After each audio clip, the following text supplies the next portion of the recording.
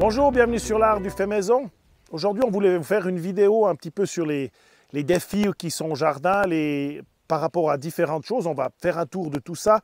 On entend beaucoup, on lit surtout dans nos commentaires, et par exemple, pour les personnes qu'on connaît qui sont au nord, qui ont des jardins, qu'il y a des défis qui sont maintenant majeurs dans certains cas, et des tas de choses qui arrivent. Et puis, on va un petit peu faire un tour d'horizon de nos challenges aussi, et puis un petit peu vous donner des solutions et des orientations et des choix que vous pouvez faire pour essayer de parvenir à surpasser ces problèmes et ces défis. Lorsqu'on pense aux défis, on ne pense pas toujours à mon avis, à un des tout premiers, c'est le manque de réussite déjà à la levée des plantes. Alors ça peut être par rapport aux semences, ça peut être par rapport par exemple là, aux patates, qui sont pas, c'est pas des semences de patates, mais dans ce champ on voit qu'il n'y a même pas la moitié qui est sortie. Et sur ce qui est sorti, certaines sont déjà mortes avant d'être vraiment grandes. Donc il peut y avoir déjà, avant tout de commencer la saison, un défi qui part de là. Alors, qu'est-ce qu'on peut faire pour y remédier? Par exemple, par rapport aux patates, on s'est débrouillé pour qu'on trouve des semences parce que les autres plantations qu'on avait, c'était encore plus catastrophique que celle-là. On s'est débrouillé pour avoir des semences rapidement, des plants de patates à semer. On a mis celle-ci, c'est pas quand même marché, mais sur l'ensemble, on a augmenté en fait la quantité qu'on a plantée pour avoir un résultat qui, j'espère, sera pas trop mal. Mais ça, c'est une des premières choses. Il faut penser à avoir des semences de qualité. Et parfois, vous faites tous les soins que vous avez, mais ça ne veut pas fonctionner. C'est ainsi, c'est comme ça. Des fois, la nature, elle ne veut pas. Une des choses très importantes en tant que jardinier, généralement quand on travaille avec la nature, c'est l'observation. Soyez toujours curieux, soyez impatient, mais soyez juste dans le temps. C'est-à-dire, si vous semez un semis de carottes, sachez que ça peut prendre un certain temps, suivant les conditions. Si vous semez des pastèques ou des melons, vous savez que c'est 5 à 7 jours s'il fait chaud, mais vous devez avoir un œil derrière vos semis pour savoir qu'est-ce qui se passe. Est-ce que ça bouge ou pas? Il ne faut pas les toucher, mais il faut savoir qu'il ne faut pas laisser pendant 3 semaines vos semis puis dire ça va déjà germer. Les jours sont toujours, je l'ai répété, en juin, en mai, la saison avance très vite. Il faut être dans le bon timing et il faut être derrière les semis. Une des choses qui a une grande importance dans un jardin, c'est le climat. Ça va dépendre de la situation, c'est-à-dire géographiquement où on se trouve sur la terre. Et ça va aussi dépendre des années, parce que toutes les années ne sont pas égales. Cette année, chez certains, il pleut beaucoup, chez d'autres, c'est la sécheresse. Chez certains, comme ici par exemple au centre du Portugal, il fait quand même sec, pas trop sec. Il fait chaud, mais pas trop chaud. On a quand même des défis qui n'est pas un printemps normal. Ma foi, il faut faire avec. L'histoire, on peut par exemple aussi influencer le climat en ayant peut-être une serre, une partie de sa culture qu'on a en serre. On peut mieux maîtriser ce qui tombe du ciel, c'est-à-dire la pluie. C'est clair qu'on a toujours quelque chose qu'il faut arroser, mais on peut créer des microclimats dans lesquels beaucoup de plantes qui aiment le chaud peuvent s'épanouir plus rapidement ou mieux suivant la saison. Le climat, ça veut aussi dire qu'il y a d'autres challenges. Par exemple, chez nous, la période maintenant où le soleil est très haut dans le ciel, normalement, il fait plus chaud que ce qu'il fait ici. Dès qu'on va atteindre des températures au-delà des 35 degrés, les plantes fragiles par rapport au soleil, vont commencer à brûler. Je parle par exemple de la tomate, du poivron, spécialement leurs fruits. Ils vont brûler au soleil. Mais ça peut aussi arriver plus au nord, par exemple, dans des régions où l'été, tout d'un coup, ils annoncent une forte canicule, 35, 36, 37 degrés, plein mois de juillet. Il faut faire attention, les tomates sont sensibles d'après le rayonnement solaire et les températures. Donc il ne faut pas seulement toujours voir le côté de la pluie et du mauvais temps, mais le soleil, il faut savoir à quoi s'attendre par rapport à tous les aléas du climat. Un des grands challenges du jardinier, en règle générale des agriculteurs, c'est tout ce qui touche les parasites. Alors ça peut être les pucerons, ça peut être d'autres choses, le doryphore, les chenilles, les altises sur les choux, les chenilles sur les choux. Et chez nous, cette année, et plus que tout déjà l'année passée, on souffre d'un fléau. C'est Tuta absoluta parce que ce n'est pas un parasite local, ce n'est pas quelque chose qui est habitué, qu'il n'y a personne pour lutter contre. Là, il paraît qu'il y a des guêpes, il y a des choses qui naturellement les régulent, mais pour l'instant, ce n'est pas le cas. On se trouve à côté de tomatiers, la serre est complètement vide, il n'y a absolument rien dans la serre. On est là face à une tomate où je n'ai pas dû lui couper la tête, qui fait déjà plus de 2 mètres. Mais elle est complètement pluchée parce qu'on s'est retrouvé avec toutes les feuilles piquées par les petits vers qu'elles font. Elles mangent les feuilles des solanacées, elles ont piqué les aubergines, elles ont piqué des patates, elles ont piqué énormément de choses. Et j'ai dû tout couper. Certaines tomates, carrément les raser pour essayer mécaniquement d'éliminer la prochaine génération. Et tout ça parce que les pièges aux phéromones qui fonctionnent, on a juste peut-être sous-estimé ou surestimé leur efficacité et surtout leur efficacité dans le temps. Et je pense qu'on s'est fait attraper et on doit maintenant, nous, apprendre à gérer ce parasite. J'en parle parce que il y a quelques jours, c'était une déprime pas croyable. Alors, parce que vraiment, on se retrouve avec les tomates à nu, c'est terrible. Alors, la Tuta absoluta, c'est un petit papillon nocturne, qui va se reproduire, pondre sous les feuilles, près des fruits, des solanacées, spécialement de la tomate, parce qu'il aime les feuilles de la tomate, mais il va aussi sur d'autres solanacées, comme l'aubergine, le poivron, quand il n'a plus le choix. Et ces œufs éclosent, c'est une petite larve qui va pénétrer à l'intérieur de la feuille et qui mange l'intérieur de la feuille. C'est terrible, et surtout dans une année chaude ou dans un climat plus ou moins chaud comme on a ici, il peut faire 12 générations. La première a réussi à faire 12 générations. Imaginez l'exponentiel que ça donne si ce n'est pas maîtrisé, tout est ravagé. Donc nous, on doit vraiment apprendre à gérer. C'est un fléau, moi je l'appelle comme ça, c'est un vrai fléau, c'est vraiment catastrophique. Alors il y en a d'autres, par exemple, on doit tous faire face aux pucerons. Personnellement, nous, on ne fait rien quand on a des pucerons, on attend que les coccinelles arrivent. Et cette année, on a eu quand même un printemps pluvieux, plus que d'habitude, et on a eu une abondance de pucerons. Et les coccinelles sont arrivées, elles ont sauvé nos poivrons, elles ont... Bah, les concombres, c'est plus compliqué, mais ils vont s'en remettre. Alors comment moi je réagis, comment est-ce qu'on réagit par rapport à ça? J'ai ressemé immédiatement du concombre, j'ai remis des graines en terre, heureusement pour ce qui était des tomates, j'avais fait des clones que j'avais protégés avec des petits filets en avance, en sachant que cette Tuta absoluta peut aussi piquer les jeunes plants qu'elle adore.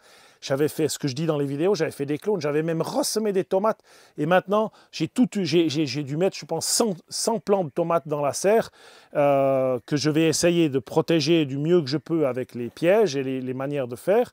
Et c'est comme ça qu'il faut toujours prévenir si vous avez des genres de parasites. On ne peut jamais s'attendre quand ils vont attaquer.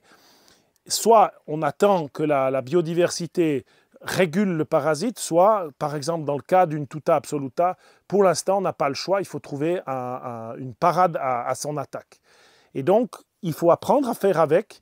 Il n'y a pas le choix, ça ne sert à rien de trop se lamenter, il faut faire avec. Et une chose super importante, c'est que quand on a abondance dans un jardin, comme ceux qui nous suivent savent qu'on est des grands fans de la cuisine à la tomate, qu'on fait beaucoup de conserves, cette année, ça pourrait être compliqué. Il y en a dehors, elles sont moins piquées, mais elles ont souffert du froid-tard du mois d'avril, elles ont vraiment eu du retard. Et quand on a abondance, il faut faire des conserves. Il faut faire des conserves jusqu'à qu'on n'ait plus de tomates à faire des conserves. Quand on a de l'abondance, il faut mettre de côté. On ne sait jamais si l'année suivante, on va se retrouver avec la même abondance de l'année précédente. C'est quelque chose de super important. Il faut toujours prévenir plutôt que d'être pris de court avec quelque chose. Lorsqu'on a vraiment une attaque de ravageurs qui sont puissantes, il faut savoir qu'on a des parades naturelles. Donc je citais la Tuta absoluta avec les pièges à phéromones. Par exemple, pour certains fruits, on peut utiliser les pièges à phéromones aussi. Pour les pucerons, on peut utiliser les recettes avec du savon noir. Qu'est-ce que tu me disais que c'était? La caméraman, elle sait. 1 litre d'eau, 5 cuillères à soupe de savon noir, éventuellement 1 cuillère à soupe d'huile dedans, bien mélangé et vaporisé sur les pucerons. ça va les étouffe. ouais, ça va les étouffer. Donc vous pouvez aussi ralentir leur expansion si l'armée de coccinelles n'arrive pas.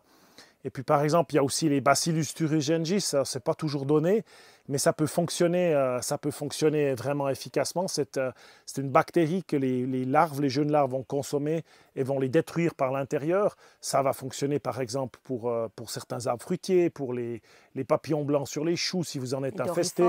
Les doryphores, alors c'est plus compliqué, j'ai vu que c'est parce que dans le thuringiensis, il y a différentes familles, et pour le doryphore, c'est un spécifique. Par exemple, en Suisse, ici, on n'a encore pas vu de doryphore, mais en Suisse, on était vraiment envahi chaque année de doryphore, et à force de faire une lutte mécanique, tout d'un coup, on n'arrivait plus parce qu'il y avait des grosses naissances, et c'est à ce moment-là qu'on pouvait utiliser ce Bacillus thuringiensis qui maîtrisait les larves de doryphore.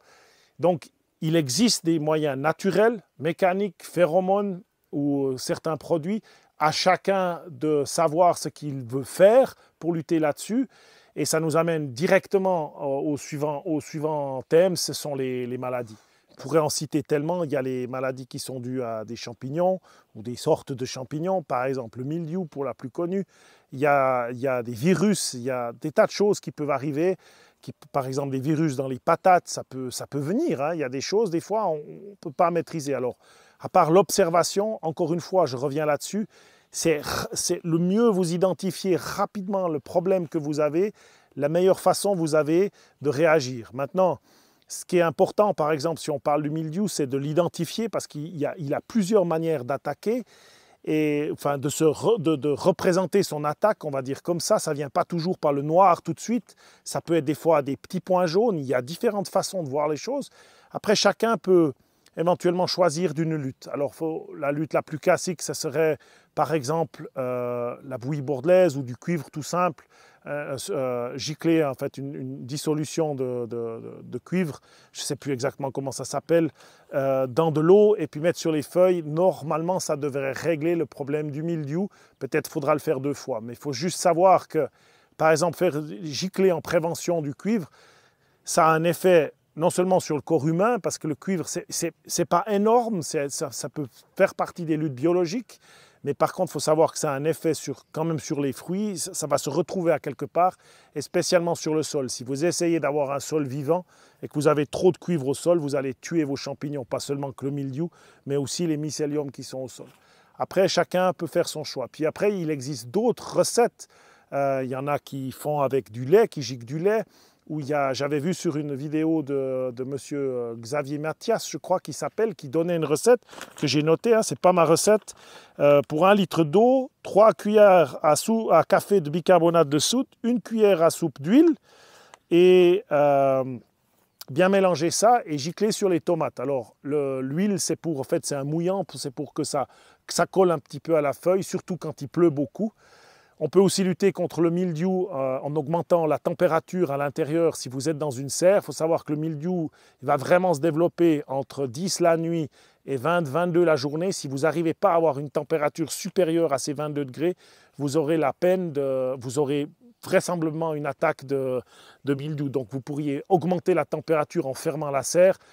C'est pas facile, mais voilà, on peut imaginer cette solution. Il faudrait quand même un peu de soleil pour faire augmenter, parce que souvent ça vient par temps de gris de juin, et tout d'un coup les températures ne montent plus à l'intérieur de la serre non plus, et le mildiou attaque.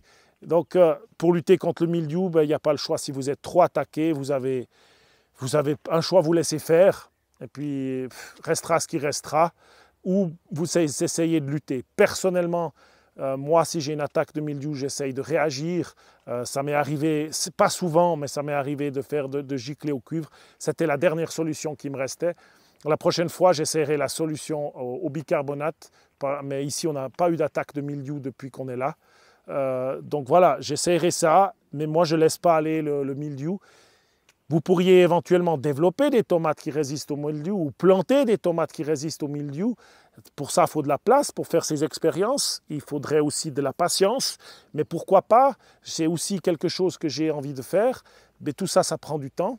Mais voilà, c'est d'autres. On peut donc utiliser les résistances propres aux plantes à certains ravageurs comme à certaines maladies. Quand on parle lutte contre les maladies dans le jardin, on peut également lutter avec des huiles essentielles. Donc ça, c'est ma spécialité. On en a fait des tests déjà en Suisse, déjà ici, et puis il y a des choses qui sembleraient assez efficaces. Il y a des huiles essentielles qui sont antifongiques, qui sont contre les bactéries, qui luttent contre les virus, les maladies virales, etc. Donc, qui sont assez larges, qu'on peut utiliser en vaporisant sur les plantes. Maintenant, ça ne s'utilise pas pur, c'est toujours une dilution dans de l'eau, 1 litre d'eau, une cuillère à soupe de savon noir, et puis une cuillère à soupe d'une huile végétale, ça c'est toujours la base. Et à ce mélange-là, on ajoute 20 gouttes d'une huile essentielle ou d'un mélange d'huile essentielle, suivant ce qu'on veut lutter. Les essentiels dans le jardin, je dirais, c'est le clou de girofle, hein, qui est quand même antifongique. On a l'origan ou la sarriette. On a l'ail aussi, qui lutte aussi beaucoup contre l'oïdium, par exemple. On peut faire un mélange pour associer.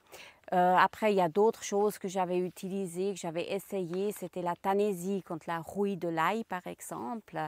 Ça semblerait avoir bien marché aussi. Après, j'ai moins testé, mais le pamplemousse, par exemple, contre les doryphores, etc., ou qui repousse certains papillons. Après ces luttes-là, c'est comme avec tout, dès qu'il y a la pluie, les choses sont lavées et puis c'est plus efficace.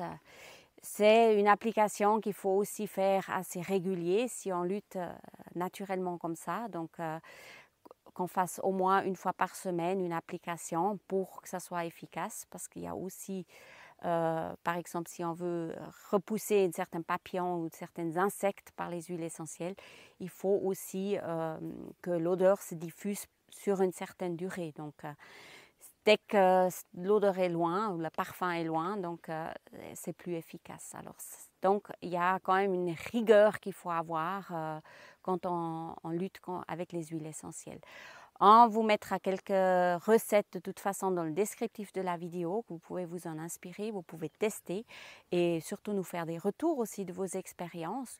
Peut-être vous avez aussi des recettes miracles, alors partagez-les dans les commentaires, c'est toujours très très intéressant de s'entraider avec des petites méthodes, comment lutter contre les parasites ou les maladies. Et voilà, ça c'est une partie de la lutte des jardiniers. Ce qu'il faut dire, c'est qu'on a testé sur la Tuta Absoluta, on n'a pas trouvé la recette miracle. Et puis les tests que tu as faits sur la rouille, etc., c'est des choses qui ont disparu d'ici au Portugal. Ouais. Donc suite à ta formation d'aromathérapeute, on n'a pas pu pousser certains tests qu'on aurait aimé faire. Et c'est pour ça que tu n'as pas eu de retour plus... Exactement, j'ai pas pu. Les doryphores, on n'en a pas encore. On n'en a pas, donc on n'en a pas encore. Alors je touche du bois. Voilà. Ouais. Alors encore un des grands problèmes du jardin, ce sont les gastéropodes. Certains, c'est les escargots, les limaces, les deux ensemble. Nous, personnellement, on a décidé d'avoir des coureurs indiens. On en avait déjà en Suisse. Ici, vous savez, on a eu des challenges puisqu'Esmeralda, elle est toute seule. Mais on a d'autres canards indiens qui vont arriver. La période ici, on a des limaces parce qu'elles commencent à venir. Elles n'étaient pas là au tout début, mais elles vont déjà arriver. Ça va être plus dans la période humide du jardin, donc en automne, en hiver. On espère avoir les coureurs indiens installés dans le jardin pour qu'ils puissent travailler sur ce problème. Après les limaces, il y a d'autres systèmes pour lutter contre. Bon, bien sûr, il y a ces granules bio ou pas bio, ça c'est à chacun de décider ce qu'il veut faire. On peut aussi avoir des jardins tirés au cordeau, comme fait par exemple Charles Doding, j'avais cité déjà dans une vidéo, où c'est sa technique qu'il avait utilisée de faire sur du compost.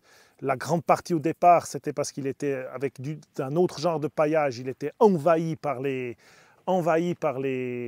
limaces, puisqu'il est au sud de l'Angleterre, dans un pays pluvieux. Une autre solution, c'est par exemple de laisser toujours une partie à quelque part de feuilles en décomposition ou de feuilles qui ont le mildiou, parce que les gastéropodes ont tendance, ils adorent justement ces feuilles qui ont des problèmes, les plantes qui crient au secours, ils adorent ce genre de plantes. Donc voilà, on peut aussi les nourrir dans un endroit du jardin pour qu'elles se concentrent, qu'elles vous laissent un peu les jeunes plants qui sont plus faibles tranquille.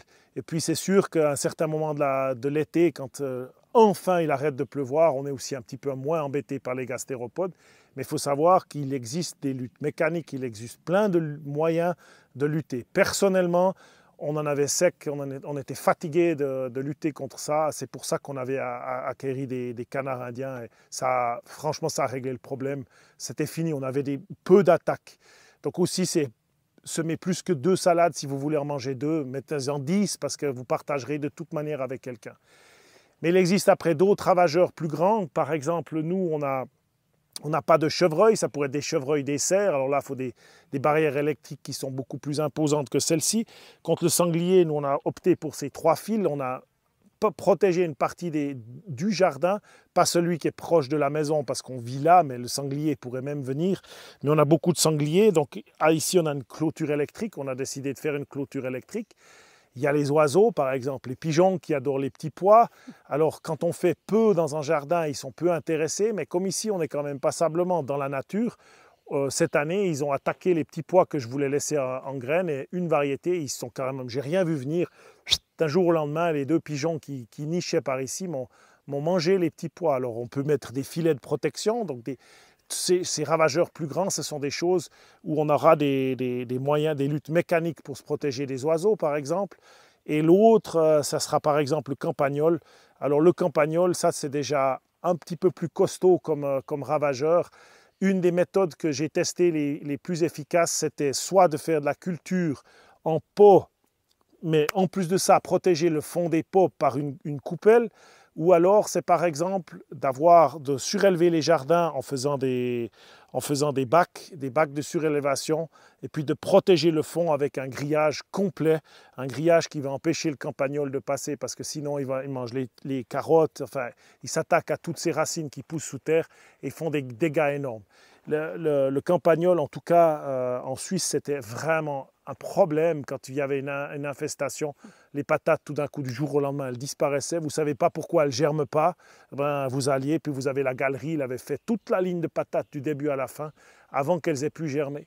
Donc le meilleur moyen pour lutter contre le campagnol, c'est la trappe. Ma foi, voilà, la fameuse trappe à souris. Et puis si vous ne voulez vraiment pas faire de lutte de ce genre-là, le surélévation des bacs et puis protéger dessous avec un grillage, ça marche, ça c'est du 100%. Une chose importante, on en parlait en remontant du jardin, soyez prévenants, essayez d'être un petit peu en avance par rapport aux problèmes. C'est mieux comme ça nous permet d'agir ou de réagir avant que ça soit vraiment trop grave, comme le cas qui nous arrive avec les tomates. Et voilà, ayez toujours un backup à quelque part. Et puis, il faut savoir qu'après l'été, si on a raté la saison de l'été, il y a toujours la saison de l'automne. Il faut se concentrer sur les saisons quand elles arrivent. Et puis, toujours garder courage, toujours garder espoir. Hein? C'est ça, chaque année est différent. Et puis, chaque année amène d'autres challenges. Et on espère que cette vidéo vous a donné quelques idées comment lutter. Et on vous dit bonne semaine et à tout bientôt. bientôt. Au revoir. Au revoir. Au revoir.